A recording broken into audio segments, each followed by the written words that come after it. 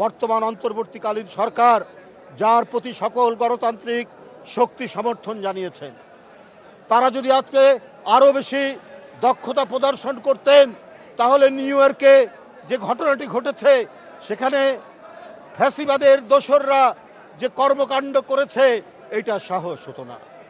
আজকে দুদক, দুর্নীতি দমন কমিশন, আপনারা যদি সেই দোসররা, যারা জনগণের টাকা, যারা জনগণের অর্থ আত্মসাৎ করে নিউ ইয়র্কে, লন্ডনে, দুবাইয়ে, কানাডায়, অটোয়ায়, সিডনিতে বাড়ি বানিয়েছে, অনেক সম্পদ তৈরি করেছে, আপনারা জানেন, খবরের কাগজে উঠছে। প্রধানমন্ত্রীর ভাগ্নি, প্রধানমন্ত্রীর আত্মীয় স্বজন থেকে আওয়ামী লীগের মন্ত্রী এমপিরা, কারো 602টা সম্পদ পাওয়া গেছে, কারো ফ্ল্যাট পাওয়া যাচ্ছে, অজস্র টাকা পাওয়া যাচ্ছে। কিন্তু এই দুর্নীতি দমন কমিশন এমনই অথর্ব, এখনো পর্যন্ত কোনো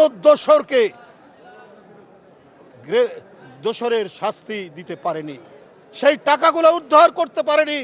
যারা শেয়ারের নামে টাকা কিনেছে, যারা অবৈধভাবে জমি কিনেছে, যারা ব্যাংকের ডিপোজিট করেছে, সেগুলো তো বাংলাদেশে যেগুলো আছে সেগুলো তো আছেই।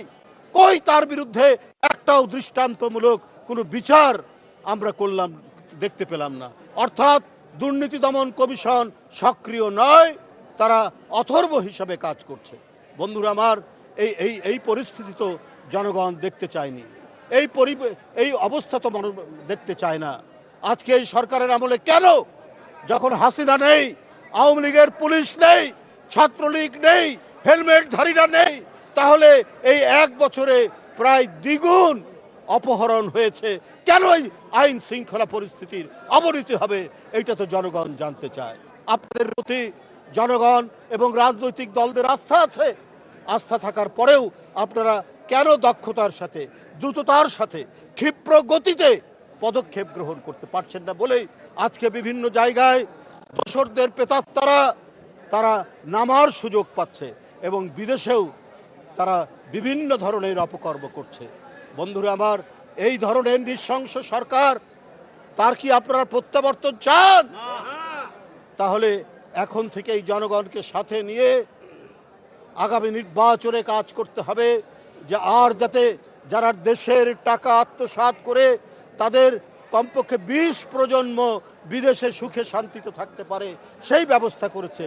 ওই লুটেরাদের, ওই টাকা পাচারকারীদের, ওই ব্যাংক হরিলুটকারীদের যেন প্রত্যাবর্তন না হয়। ওই মানুষ খুন করে, ছাত্র খুন করে, শিশুকে খুন করে যারা ক্ষমতা ধরে রাখতে চেয়েছিল, তাদের ওই খুন, ওই রক্ত এখনো শুকায়নি।